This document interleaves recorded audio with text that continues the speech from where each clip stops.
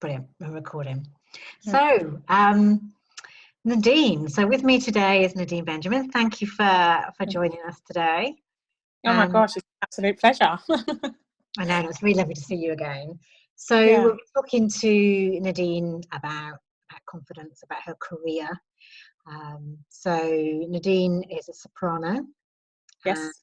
Yep. You have your singles out and your album's coming out end of the month. Is that right? Yes, that's right. My singles went out on the 27th of July, and it's Schubert's Ave Maria, and my album will be out on the 31st of August, but you can pre-order it now on iTunes and Amazon. Yeah. Brilliant. And there's lots of exciting stuff been happening recently for you. I know that you're on Women's Hour, I think it was earlier this year. Yes, Also, you're working with the E&Os. Do you want to tell me a bit about that?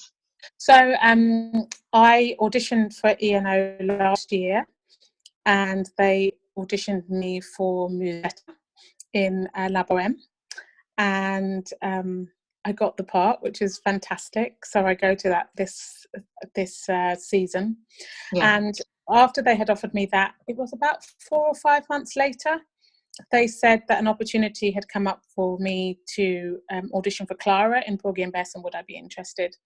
And I've never done Clara before, and I just thought, well, yeah, why not? I'll go. And then they gave me that.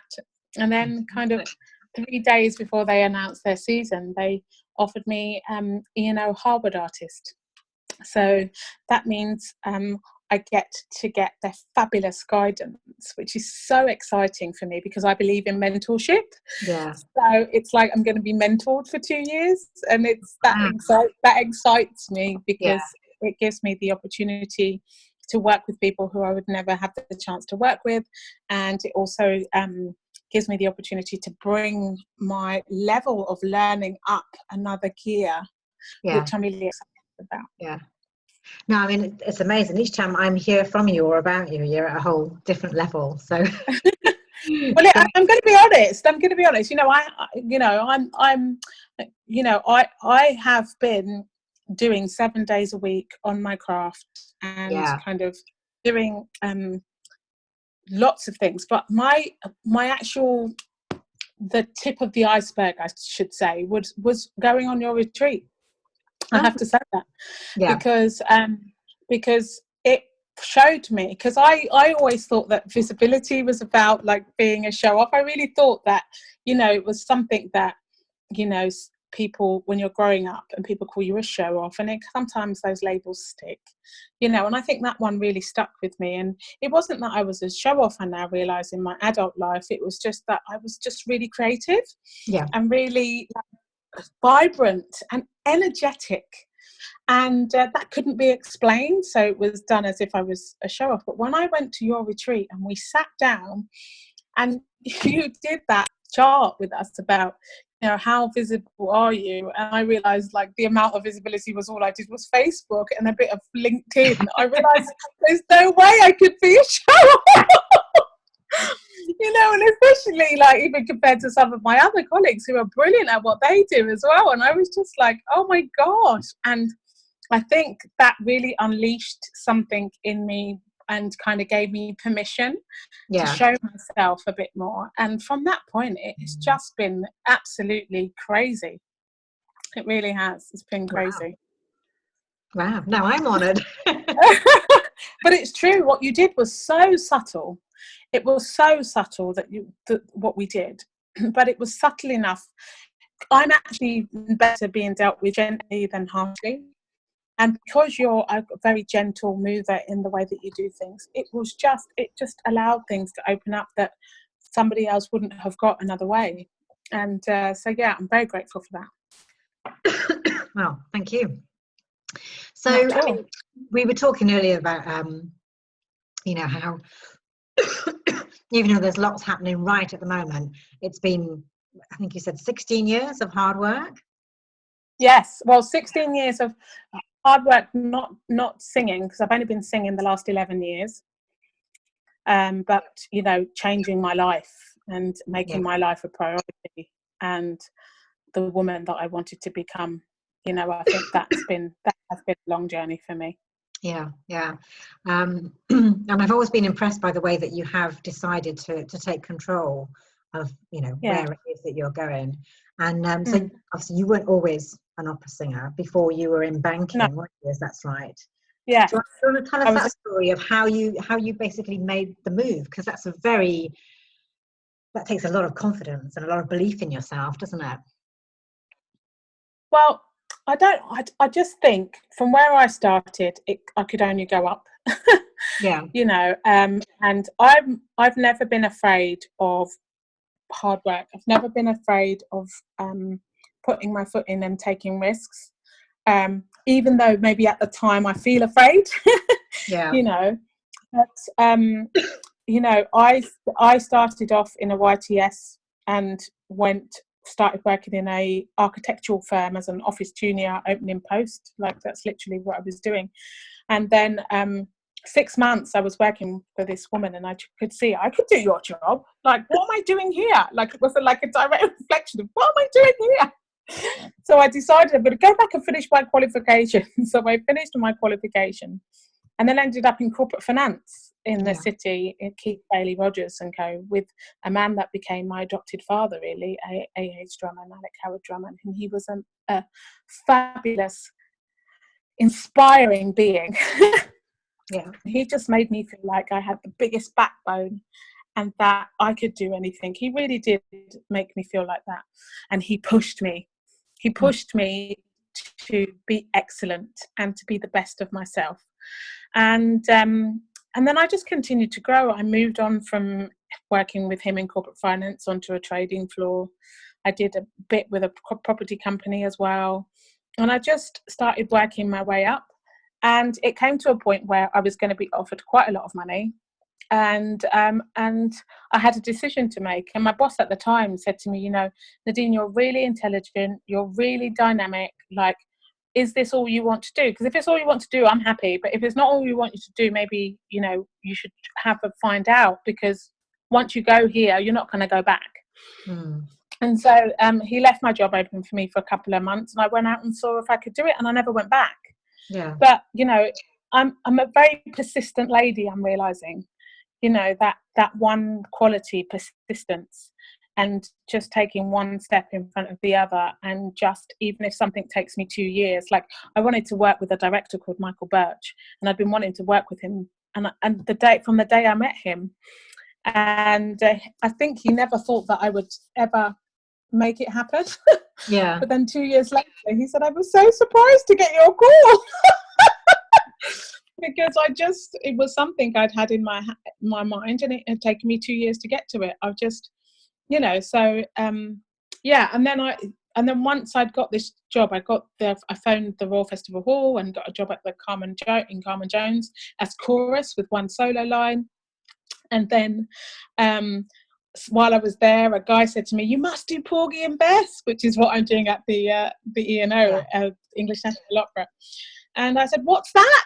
I had no idea what it was.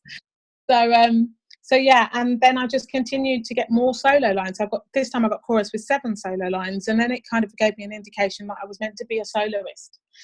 And so I came back. I wrote lots of letters asking whether people would sponsor me. I wrote a business plan, and people supported. There was one woman that came back to me, and it was a woman, which is fantastic, and she supported me for 3 years. And lots of hard work later, and challenging times, and great opportunities, and I'm here.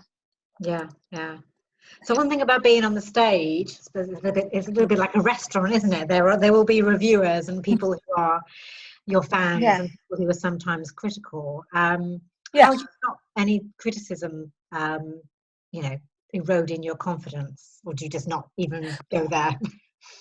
No, so it was interesting. I've recently had that experience of doing a tour with English touring opera, and I was playing the Countess in The Marriage of Figaro, and we had 29 performances. Wow. And you have to stay well for that whole time. You really, really have to stay well.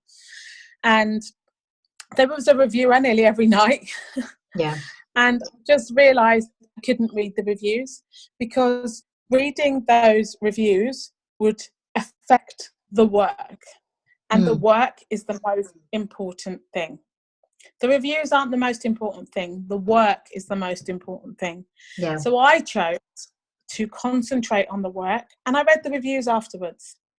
And I took what was, great criticism from some people and harsh from others and wonderful from others.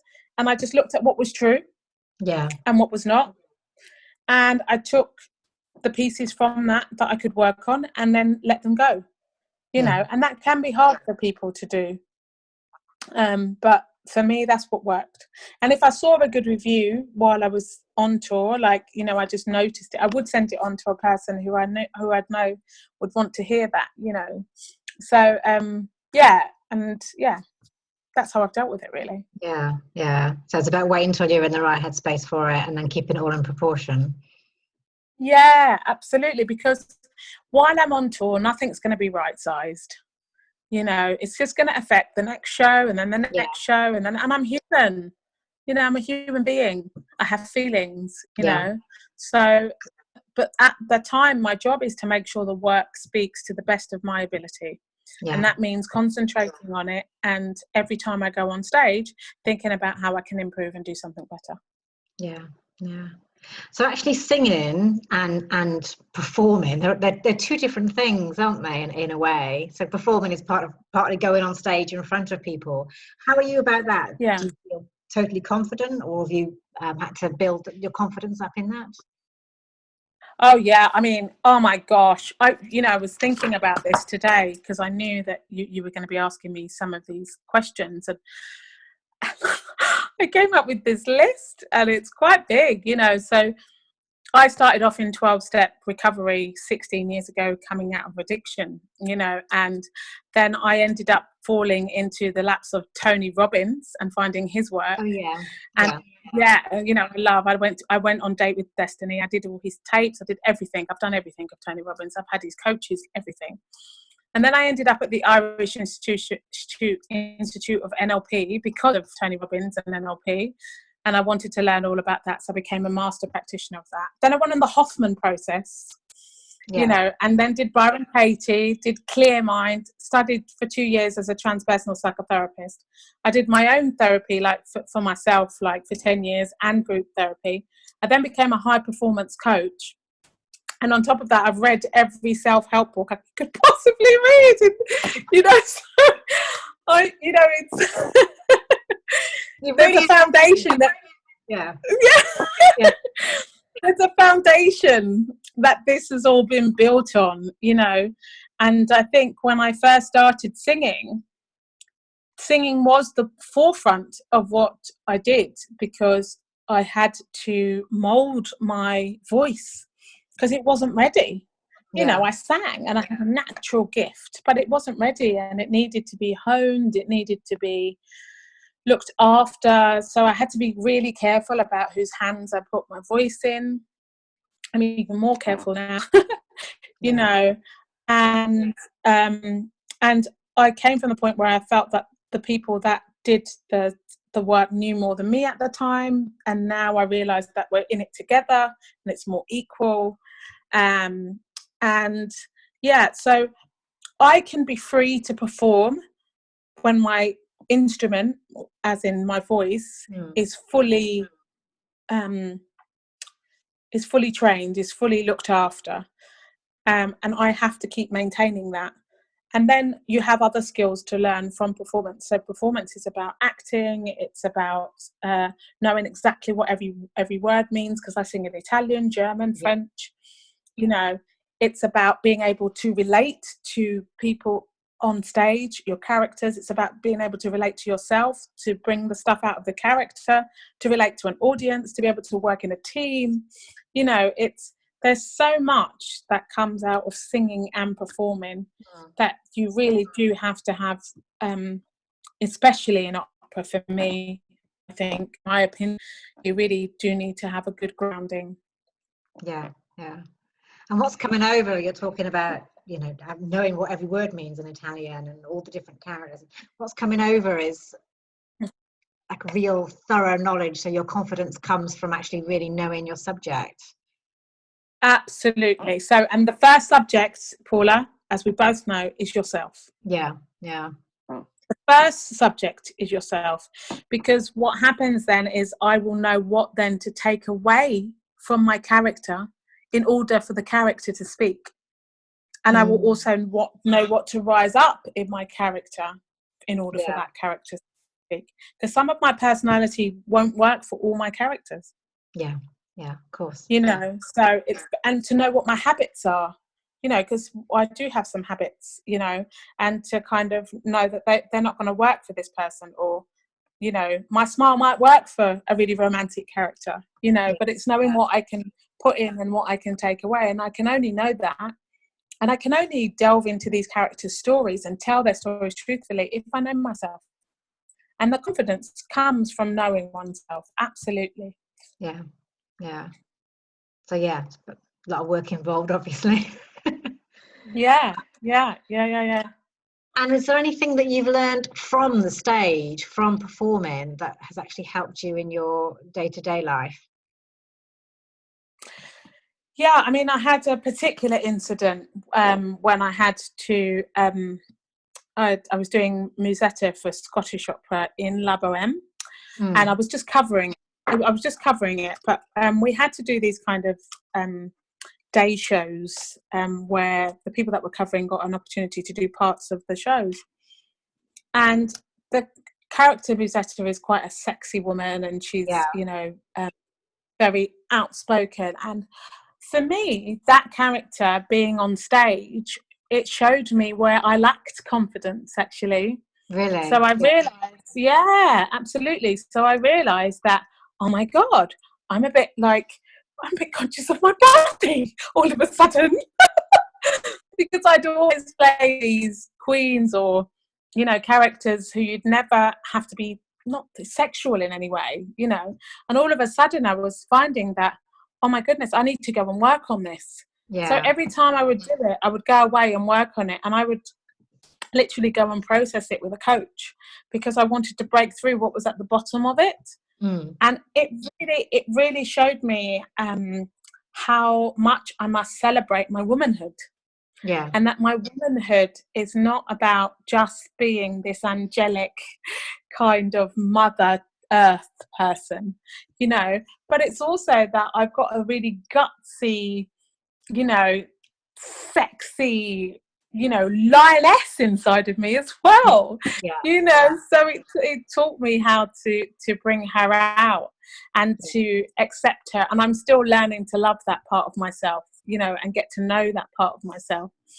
And and also just relating to people, you know, the stage teaches you, you know, how to stay with someone and be present, you know, and to have intimacy, because otherwise you both of you can't speak the language that you need to speak in order for the opera to be great, you know. But and the stage has taught me to just to know when I need support as well. You know, that it's okay to ask for help, and it's okay to get nervous before you go on stage. Because and a little bit of nerves is actually, I'm finding, is really good, because the adrenaline's going. And as long as because sometimes I used to think that the nerves were, I'm petrified and this is not okay and but now I've started to change it. I've started to say, oh, actually I'm excited. It's still the same feelings, but it brings such a different result. And I use some of my NLP training that I got from the Irish Institute of NLP to allow me to use those modalities to help me be a better artist and to be present quicker on stage. You know, so no, I'm a big believer in nerves that are a good thing, and also it shows you care, doesn't it? Yeah, exactly. You know, I want to give the best performance I can possibly give every single time that I go on stage. Dame Josephine Barstow, she's a great singing actress. She's one of England's great singing actresses. And she said, she always used to say to me when she mentored me, like, if you are not leaving blood on the stage, there's a problem. And I really understood that. I really understood, you know, that we can't. And that's the other thing that the stage has taught me, that we can't be on stage worrying about ourselves. If the thing that you're most important, that you're thinking about most importantly is your subject matter, you've got no time to be thinking about, oh, this is wrong and this is not going right and da, da, da. If you're centered and focused, just go with the thing, go with the subject, go with the project, and let the project look after itself, and just be the vessel. You know? It's a form of mindfulness, isn't it? Absolutely, absolutely. Which I believe in. I mean, I meditate twice a day, and I use guided meditation. Joe Dispenza, I don't know if you've ever heard of him, but I use his guided stuff because it changes the neural pathways in your brain, so it helps me to be more direct and more effective with what I want to change in my subconscious.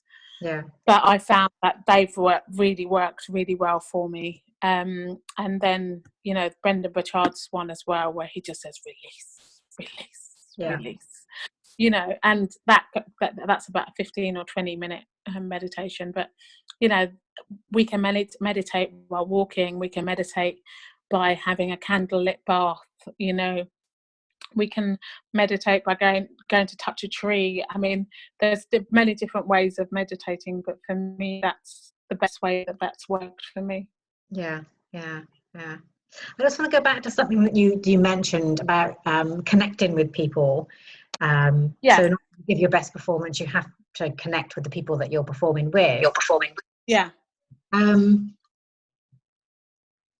How easy do you find that when you're changing jobs basically, and you're there with a whole new set of people? Is that something that comes easy to you, or do you find that you have to consciously work at it? I think it's become easier. And it is the thing of the best way I've found to keep being introduced to new sets of people on my job is to be absolutely ready with the job that I'm supposed to do. If I'm not ready in any shape, form or size, it makes it harder to connect with other people. But when I'm on top of my game and what I'm doing, it's like being the character. You know, if you're on top of what you do, you have space for everybody else. So that connection becomes really simple. And obviously there are some energies you don't want to be around.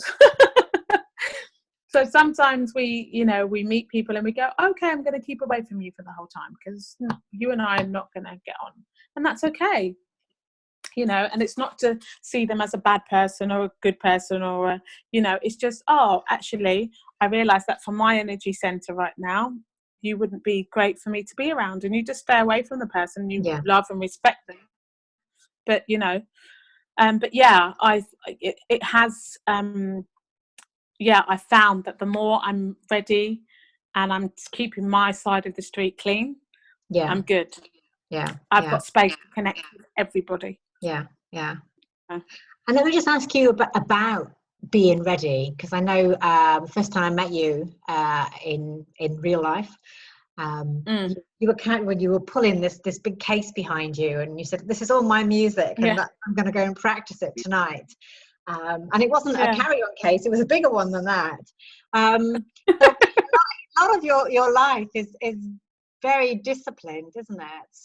Which basically work. So give us an idea of what a day like that might be when you're getting ready to perform. Well, I mean, I'll tell you, say like what I had today, and I wasn't performing. So this morning I got up, and I didn't get up instantly because the first thing I wanted to do was write my morning pages. So I write subconscious thoughts down. Second thing I did then was write with so that morning page is all written with my right hand.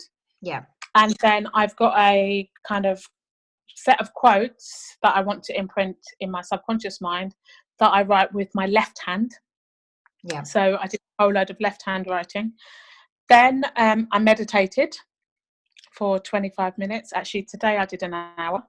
I meditated for an hour. Then what did I do?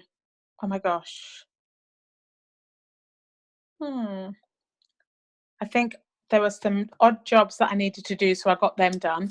But then I got up, got myself ready, had something to eat, warmed up my voice, and then I had to be at the English National Opera to go and sing for a coaching. But before I went to the sing for a coaching, I had to go and get a wig casting. Yeah.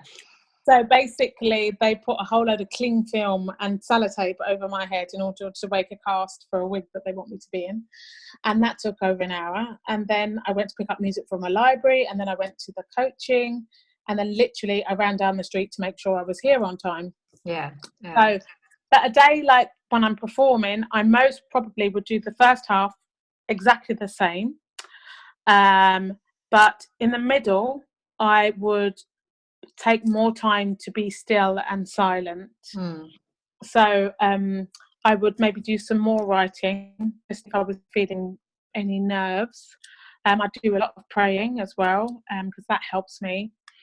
And then I would warm up my voice, but I only warm up my voice for about 20 minutes. I don't like warming my voice up any longer than that, really. And my very first singing teacher always said not to leave my voice in the dressing room. So at some point I'm going to go and have a rehearsal before anyway, especially if I'm doing a concert, so I try not to do that. And then I have to get ready for stage, which means I have to go in and get makeup and hair done, costume on. You say hello to everybody, you connect with everybody, but then you come back. Then I come back into myself. I might play some music. At the moment, I'm playing a lot of music from the Greatest Showman. Yeah. You know, so even today when I was putting the cast on my head because it's so claustrophobic, I was just like, oh, you know, I'll do a bit of come alive, you know, because it just that track, that album in particular is so positive, and I want to put myself in as much positive mindset as possible, and I move my body as well. I like to dance, so I move my body, and then toy to everybody, and then off we go. And whatever happens. Yeah. You know, and then afterwards, obviously, go and see people backstage. Whoever, you know, we might have been asked that there's some special people in the audience that people want to come and say hi, and will we go and see them? So we do that, and you know, and by the time I've got home, it's maybe past midnight or whatever. But you know. And then I take that time with myself, have some evening pages, so I'll write again. And then I'll do 20 minutes meditation to wind myself down. And then have a bath or shower just to, you know, just bring me back to myself. I think it's always better to close my energy down. And yeah, that's what I would do, really. It's a lot. When I say it like that, there is quite a lot to do, but it becomes quite a natural habit, you know, because our whole lives are made up of habits. Yeah. But you know, it just becomes a habit of the day that I'm working. Yeah. Brilliant. So just to wind up, do you have any advice, confidence-wise, for either for women in general or somebody that's creative and wants to perform? Yeah, I mean,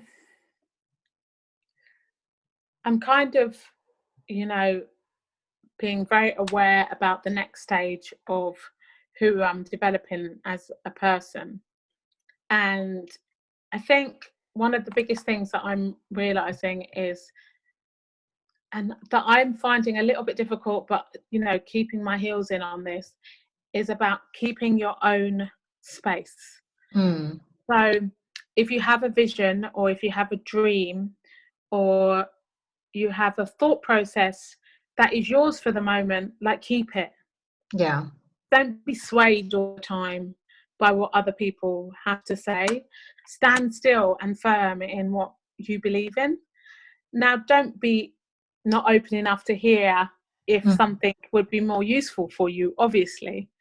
But I found that even if I look back in my career, that things like when I wanted to study the theory of music very early on, people would say to me, no, don't study the theory of music because it will be bad for your ears. You know, you've got great ears, da da da da. And actually, it would have saved me so much time along my journey if I'd gone and just done what my instinct had already told me. Yeah. And so that's what I'm saying. I'm saying trust your instinct. Yeah. Your instinct knows better than anyone else. And the moment I stop trusting that is the moment I become everybody else's agenda rather than in my own space. And I think that's really, really important. And we all get afraid. Like confidence is something that has to be learned. It's not something that just automatically happens. And confidence is learned on the more action we take. Yeah. So if you need support, get a mentor, get a coach, get a best friend like that you can check in with every day. Just have someone that is going to be able to champion you and somebody that keeps you accountable. When I was at the beginning, I thought that accountability was for, you know, people that, you know, just didn't have any determination or motivation. And now I realize, oh my God, it's for people who really want to stay committed to what they're doing, because we're human beings. And so it's so important now for me as well. And I have friends that, you know, I say, look, I need some support for 5 days. Can I just text you and say, I've done it.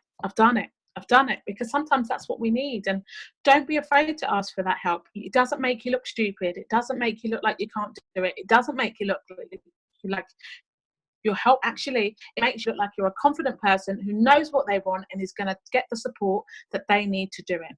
And I think that's one of the best things that you can possibly do. And my third thing would be to do as much body work as you possibly can. We spend a lot of time talking about, and I don't know if you were on the call today, but I was on Shah Wasman's call for a little bit today, and she was talking about self-care, and self-care is like one of the top of my list. Yeah. And I realized that I cannot function unless I've looked after myself first. As they say, put your mask on first. And one of the ways that we can become stuck in repetitive patterns is if our bodies are not being moved at all. So massage, Reiki, reflexology, sacral cranial, osteopathy, anything that's going to get the body moving and consciously being present and getting you more back in your body keeps your instincts more alive and keeps your mind more alert. And obviously with that work you have to keep drinking loads and loads of water because we can't support our bodies, you know, but that has to come hand in hand. But I just believe that that's so important because it really helps us to process things that are locked and hidden away, and that could be stopping us from accessing something that we could just be at the tip of the iceberg, and actually if we just did some body work we could just go over that hump. But sometimes it's not always the mind. We get stuck in our minds, don't we? Exactly. So easy. Well, it's been brilliant, really, really interesting. And lots of good tips and advice and a little bit of insight into who you are. Oh no, I love it. I love this stuff. I love anything to do with metaphysics, neuroscience, the whole lot. Just, you know, I'm actually, guess where I'm off to on Friday? Not Verona. I'm telling you about all these other retreats. I'm actually going to the Lisa Nichols retreat on Friday in Mexico. Yeah. So and that's going to be like incredible. So from last year doing your retreat, and then this year I'm doing her retreat. And the retreat, they're so useful, these retreats, because they get you in a contained space. Yeah. For a certain amount of time. You can't run. You got to deal with it. Yeah. Yeah. And usually they have body and mind in there as well, so you get both sides of it. Well, that's brilliant. So thank you very much, Nadine. No problem. Thank Yeah, you. I wish you lots of luck with the album and all. Thank you so much. Yeah. Thank you. Well, it's love and prayer, and thank you so much for your support on that as well. Oh, you're welcome. It's been a pleasure to sit and chat with you, and I hope somebody of your listeners finds it useful. I'm sure they will. Yeah. And thank you for asking me. Brilliant. Okay. Thanks. All right. See you Bye. later. Bye bye.